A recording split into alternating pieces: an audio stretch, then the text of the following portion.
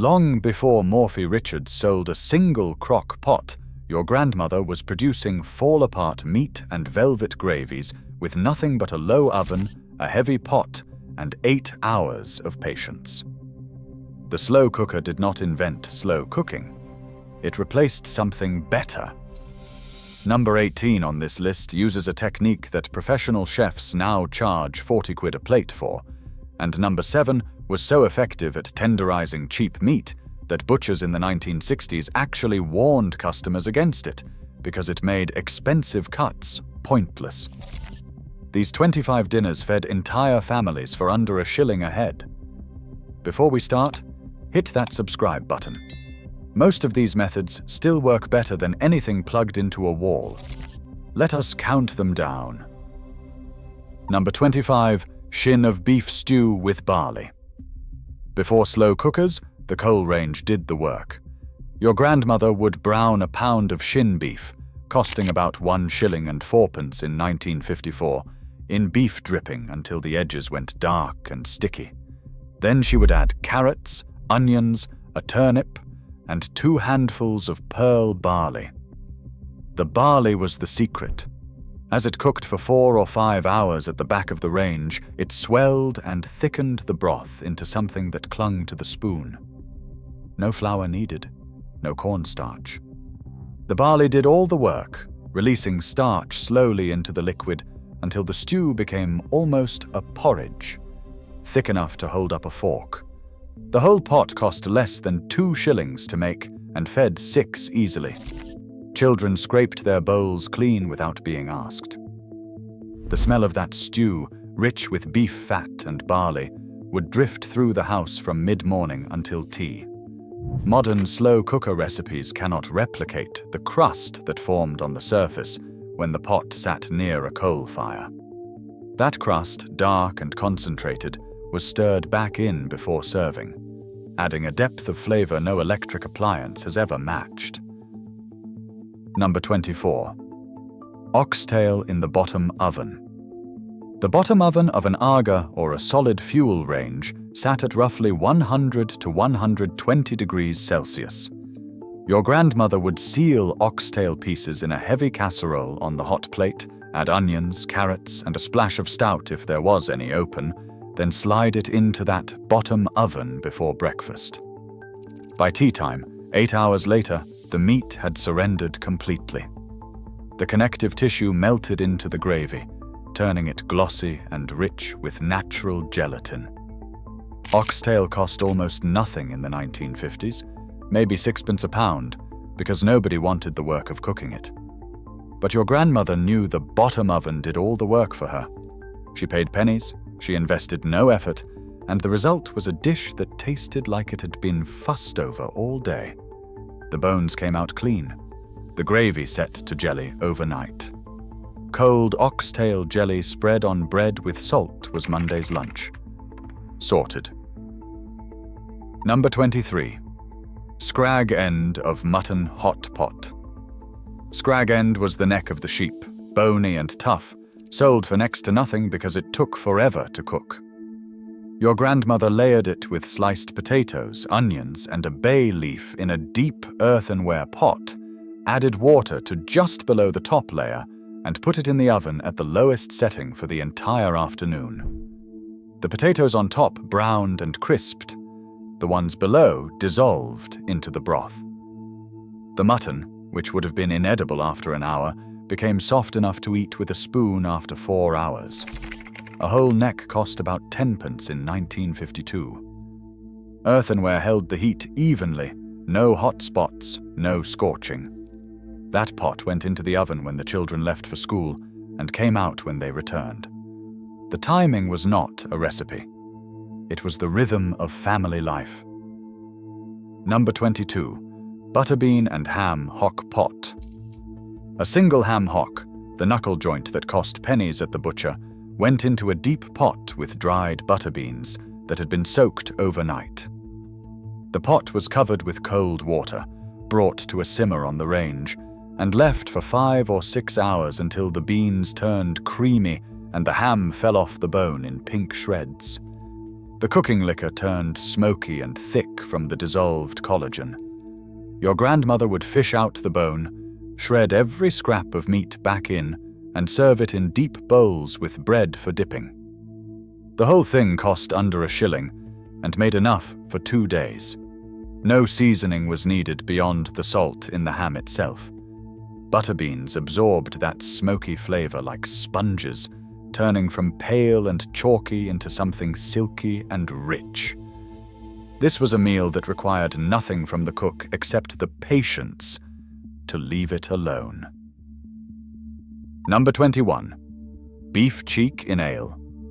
Beef cheeks braised in brown ale. Beef cheeks were the throwaway cut. Too tough to roast, too awkward to slice. Sold off cheap by butchers who could not shift them any other way. Your grandmother knew their secret. 6 hours in a low oven, submerged in brown ale with onions and a carrot, and beef cheeks became the most tender meat in the kitchen. The muscle fibers, dense with collagen, broke down completely, and the ale reduced into a dark, malty gravy that tasted like it belonged in a country house, not a terrace. A pair of beef cheeks cost maybe 8p. A bottle of ale another 6p. That was Sunday dinner for 4, with gravy left over for Monday's bread. Chefs now pay £7 or £8 a kilo for beef cheeks and call them a delicacy. Your grandmother called them cheap. Number 20. Rabbit and root vegetable casserole. A whole rabbit from the market or the field cost less than $1. Jointed into 6 pieces, browned in dripping, then buried under carrots, parsnips, and potatoes with a pint of stock. It went into the range oven before lunch and emerged at tea time transformed. The rabbit meat, lean and mild, soaked up the sweetness of the roots, while the long cooking softened every bone until the smallest ones could be chewed through. Children picked the legs clean. Mothers took the saddle. Nothing was left but a pile of bones for the stock pot the next day. This was double-duty cooking. Sunday's casserole made Monday's stock, and Monday's stock made Tuesday's soup. 3 meals from 1 rabbit and a few root vegetables. First pattern break. Here is where things get clever. The haybox was possibly the most ingenious piece of kitchen equipment ever invented, and it cost nothing to make. Your grandmother would bring a stew or a pot of beans to a full rolling boil on the stove, then transfer the covered pot into a wooden box packed tight with hay, straw, old blankets, or even crumpled newspaper. The insulation trapped the heat. The food continued cooking for hours without any fuel at all. No gas, no coal, no electricity. Ministry of Fuel pamphlets during the war actively encouraged haybox cooking because it saved precious resources. A stew started at 8 in the morning would still be simmering gently at lunchtime, having used only 10 minutes of actual fuel. The science is simple. Retained heat. The same principle behind modern vacuum flasks and thermal cookers that sell for £60 today. Your grandmother achieved it with a box and some old hay. Food scientists at Sheffield University tested haybox cooking in 2009 and confirmed that internal temperatures remained above 70 degrees Celsius for over 4 hours, enough to safely cook any stew, soup, or braise. We forgot this technology. We did not improve on it. We just stopped using it. Number 18. Breast of lamb stuffed and rolled. Breast of lamb was the cheapest cut on the animal, more fat and bone than meat, sold for pennies when everything else had gone. Your grandmother would bone it out, spread a stuffing of breadcrumbs, onion, sage, and a beaten egg across the inside, roll it tight, and tie it with string. Then she would roast it at the lowest possible oven temperature for 3 or 4 hours until the fat rendered out completely and the outside crisped, while the inside stayed moist and tender. The stuffing absorbed the lamb fat as it cooked, turning golden and savory. Sliced thick and served with mint sauce and boiled potatoes, it looked and tasted like an expensive roast. The whole breast cost about 9p.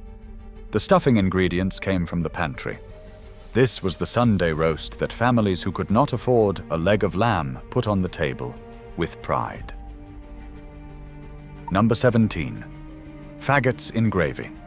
Faggots were made from pig's liver, heart, and belly, minced with onions, breadcrumbs, and sage, then wrapped in caul fat, the lacy membrane that surrounds the pig's organs. Packed tight into a baking dish, covered in a rich onion gravy, and baked slowly for 2 hours until the outsides browned and the insides stayed soft and almost creamy. They cost next to nothing to make because they used the parts of the pig that nobody else wanted. The caul fat melted during cooking, basting the faggots from the outside in. Served with mushy peas and chips, this was the Friday tea that fed the Black Country and half of South Wales. The smell of sage and pork fat filled the kitchen like a declaration. Faggots demanded slow cooking. Rush them and the liver turns bitter, the texture goes grainy. Give them time and they become something approaching luxury. Number 16. Peas pudding with boiled beef. A muslin bag filled with soaked split yellow peas was dropped into the same pot as a piece of salt beef, and they were boiled together for 4 or 5 hours. The peas absorbed the beefy, salty cooking water and turned into a thick golden paste, while the beef softened into sliceable tenderness. 2 dishes from 1 pot, 1 fuel source, 1 afternoon of patience. A pound of salt beef cost about 1 6, and dried peas were a few pennies. The peas pudding was spread on bread for supper. The beef was sliced cold for sandwiches the next day. This was economical cooking taken to its logical extreme, and the flavor was extraordinary because the peas and the beef had been exchanging goodness for hours. Number 15. Irish stew in the Dutch oven. A cast-iron Dutch oven, blackened with decades of use, held lamb neck chops, potatoes, onions, and nothing else. No carrots, no fancy stock. Just meat, potatoes, onions, water, salt, and thyme. The heavy lid trapped every drop of steam. Set over the lowest possible flame on the range for 3 hours, the stew cooked in its own juices. The potatoes closest to the meat dissolved into the broth, thickening it naturally, while the ones on top held their shape. The lamb fell apart at the nudge of a spoon. This was cooking stripped to its bones. No technique required beyond knowing when to leave something alone. The cast iron distributed heat so evenly that nothing caught or burned. Your grandmother's Dutch oven weighed a stone and lasted a lifetime. The 200-pound Le Creuset on your shelf does exactly the same job and does it no better. Second pattern break. Controversy incoming. The pressure cooker versus the low oven was the great kitchen divide of the 1950s. Both achieved tender meat from cheap cuts, but they worked in opposite ways. The pressure cooker used trapped steam at high temperature to break down connective tissue in under an hour. The low oven used gentle heat over many hours to achieve the same result with a different texture. Here is what food scientists discovered. Low, slow cooking preserves more of the gelatin structure in meat, producing a silkier, more unctuous result. Pressure cooking breaks down collagen faster, but can push past the sweet spot, turning meat stringy if you miscalculate by even 5 minutes. Your grandmother who used the bottom oven was actually producing a superior result to the one using the pressure cooker. She just needed more patience. When slow cookers arrived in the 1970s, they promised to replicate the low oven, but they ran too cool for proper browning and too wet for concentration. The best slow-cooked meals your grandmother made never touched a slow cooker. They sat in a cast-iron pot in a barely warm oven while she got on with her day. Number 14. Brisket with onion gravy. A rolled brisket, the flat, fatty cut from the breast of the cow, cost about 1 shilling and 8 pence per pound. Your grandmother would brown it hard in dripping, sit it on a bed of thickly sliced onions in a roasting tin, add half a pint of stock, cover it tight with foil, and cook it at around 140 degrees for 4 to 5 hours. The onions melted into the stock, creating a gravy so rich and sweet it needed nothing else. The brisket itself became tender enough to pull apart with 2 forks, each strand glistening with rendered fat. This was the original pulled beef, decades before American barbecue made it fashionable. Number 13. Chicken brick roast. The unglazed terracotta chicken brick was soaked in cold water for 15 minutes before use. Your grandmother would place a whole chicken inside with garlic, lemon, and herbs, seal the lid, and put it in a cold oven set to moderate. As the oven heated, the wet clay released steam, braising the bird in its own juices, while the dry heat of the oven eventually crisped the skin. The result was impossibly moist chicken with concentrated pan juices that became instant gravy. A whole chicken cost about 3 shillings and 6 pence in the early 1960s, and the brick cost 5 shillings and lasted forever. The clay imparted a faintly earthy taste that aluminium and stainless steel cannot reproduce. Number 12. Tripe and onions in milk. Tripe was simmered in whole milk with sliced onions for 2 to 3 hours over the gentlest heat the range could manage. The milk reduced and thickened around the tripe, creating a white sauce without flour, butter, or any roux. The onions turned sweet and translucent. The tripe, already pre-boiled by the tripe dresser, became impossibly soft. A pound of dressed tripe cost about 8 pence. The dish divided families, but those who loved it were devoted. The milk-braised version was gentler than the water-boiled one, richer, more delicate. Children who hated the boiled version sometimes accepted the milk-cooked one because it tasted less of itself and more of butter and onions. Number 11. Bacon joint with parsley sauce. A collar of bacon soaked overnight to remove excess salt, then simmered for 3 to 4 hours with a bay leaf, peppercorns, and an onion studded with cloves. The house smelled of smoky, porky goodness from mid-morning. The cooking liquor became the base for parsley sauce, mixed with butter, flour, and chopped fresh parsley. The bacon was sliced thick, served with the sauce, boiled potatoes, and broad beans if they were in season. A collar cost 2 shillings and fed a family twice, hot on Sunday, cold on Monday. The slow simmer kept the bacon moist and evenly cooked throughout. No dry edges, no tough spots, just consistent, tender meat that sliced clean. Number 10. Neck of lamb with caper sauce. Middle neck of lamb, a cheap and bony cut, was simmered in salted water with carrots, turnips, and onions for 3 hours until the meat slid from the bone. The cooking liquor was strained and made into a white caper sauce using butter, flour, and 2 tablespoons of capers from a jar. The lamb was served swimming in sauce with the boiled vegetables alongside. This was old-fashioned English cooking at its purest.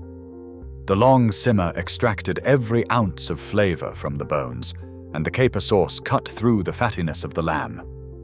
A pound and a half of middle neck cost about 1 shilling. The capers were a luxury, but a small jar lasted months. This was a dish that looked plain but tasted complex. Number 9. Beef and kidney pudding. Suet pastry lined a pudding basin. Chunks of stewing beef and sliced ox kidney were packed inside with onion and seasoning, then sealed with a pastry lid and steamed for 4 to 5 hours. The kitchen windows ran with condensation.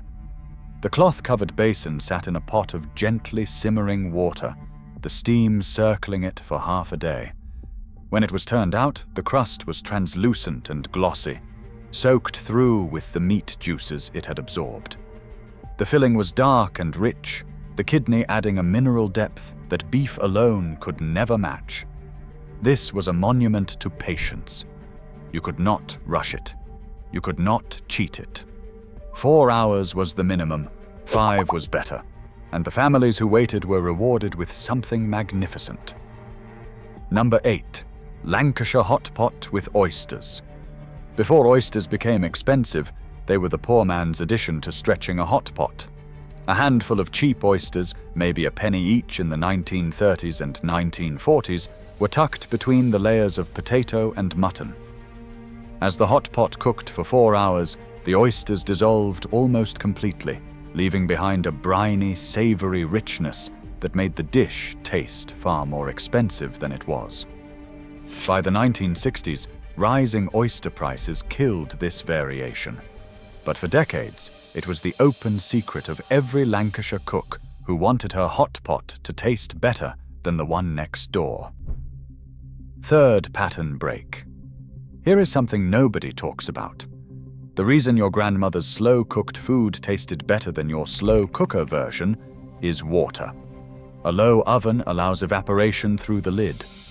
Moisture escapes slowly, concentrating the flavors.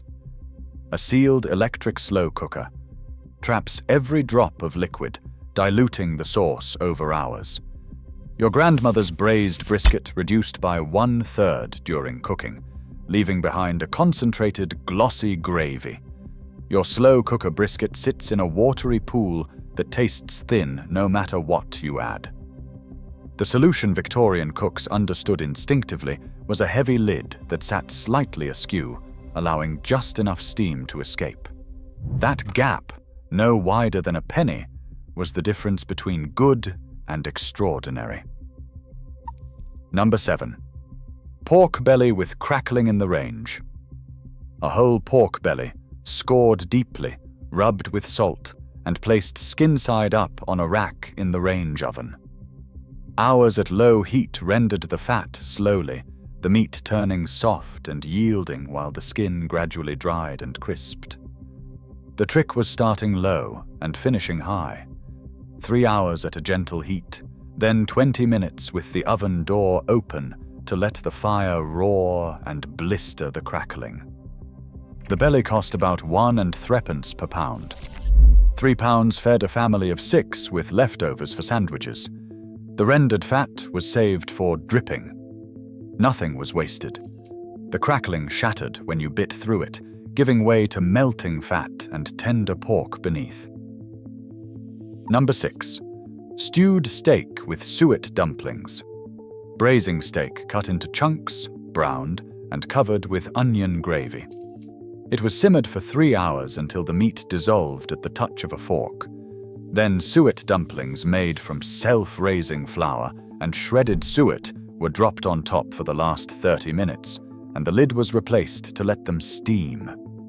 The dumplings swelled to twice their size, light on top where the steam hit them, and dense and gravy-soaked underneath. This was 2 courses in 1 pot. The stew was the main. The dumplings were the filler that made sure nobody left hungry. A pound of braising steak, a handful of flour, and a lump of suet. That was a complete meal for 5 people at a cost that barely touched a shilling. Number 5. Ox tongue, pressed and sliced. A whole ox tongue was soaked in brine for a week, then simmered for 4 hours until the outer skin peeled away like a glove. Still warm, it was curled into a round tin, weighted down with a heavy plate, and left overnight in the larder. By morning, the natural gelatin had set the tongue into a firm, sliceable cylinder. Cut thin, it was served cold with mustard and pickles. An ox tongue cost about 2 shillings and made enough cold meat for a week. The slow brining and cooking transformed a tough, muscular organ into something delicate, pink, and deeply flavored. Every slice was perfectly uniform. This was the original deli meat, made at home for a fraction of the cost. Number 4. Shin of beef with dumplings and root mash. Shin beef on the bone, sawn into thick rounds by the butcher, was braised for 5 hours with carrots, celery, and onions in stock. The marrow in the bone melted into the liquid, giving it a richness that boneless cuts could never achieve. The carrots and turnips were mashed together at the end to make a sweet, savory bed for the meat. Suet dumplings sat on top like pale, proud clouds. The whole dish cost about 1.8 for enough to feed a family of 7. The marrow-enriched gravy clung to everything it touched. Children fought over the bones, scooping out the soft marrow with the handle of a teaspoon. Number 3. Boiled salt beef with root vegetables. A salted brisket soaked for 24 hours, then simmered for 5 hours, with whole carrots, whole onions, and whole potatoes added at intervals depending on their size. The beef emerged pink, tender, and deeply seasoned throughout. The vegetables tasted of salt and beef. The cooking liquor was the base for soup the next day. A piece of salt beef cost about 2 shillings and made 3 separate meals. The first night it was served hot with the vegetables. The second night it was served cold, with pickles and mustard. On the third day, the cooking liquor became soup with barley and whatever was left in the larder. 3 days of eating from 1 piece of meat, 1 pot, and 1 long afternoon of simmering. Number 2. Beef and ale pie with suet crust. Stewing beef braised in brown ale for 4 hours with onions and mushrooms until the filling was dark, rich, and thick. Cooled overnight, then topped with suet pastry and baked until golden. The 2-stage cooking was the genius. The long braise concentrated the flavors. The overnight rest let the gelatin set, and the fat solidify so it could be skimmed off. The baking the next day heated it through while the crust crisped on top. 2 days of cooking for 1 spectacular pie. The filling was so rich it could stand on a plate without spreading. The suet crust shattered, then melted on the tongue. This was not everyday cooking. This was Saturday and Sunday working together to produce something worthy of the best table in the street. Number 1. Pot roast brisket with vegetables and dripping gravy. The undisputed champion of the low oven. A 3-pound brisket rubbed with mustard powder and black pepper was seared in smoking beef dripping, then nestled into a heavy cast iron pot with carrots, onions, celery, and a splash of water. The lid went on, and the pot went into the bottom oven after breakfast. Nobody touched it until 5:30. 8 hours of gentle heat did everything. The brisket turned from a cheap, tough slab into something that fell apart at a glance. The vegetables collapsed into the gravy, thickening it naturally. The dripping and the mustard powder created a crust on the meat that concentrated into a bark of pure, savory intensity. This cost less than 3 shillings to make in 1955 and produced enough food for 2 full meals. It required no skill, no supervision, and no expensive equipment. Just a heavy pot, a low oven, and the wisdom to leave well enough alone. No slow cooker has ever matched this. No recipe book has ever improved on it. Your grandmother knew that the best thing a cook can do is sometimes nothing at all. Try one this week. Get a cheap cut from the butcher. Put it in a heavy pot. Slide it into a low oven. Walk away. Come back in 5 hours and tell me your slow cooker does it better. I already know the answer. Share which one you are going to try in the comments.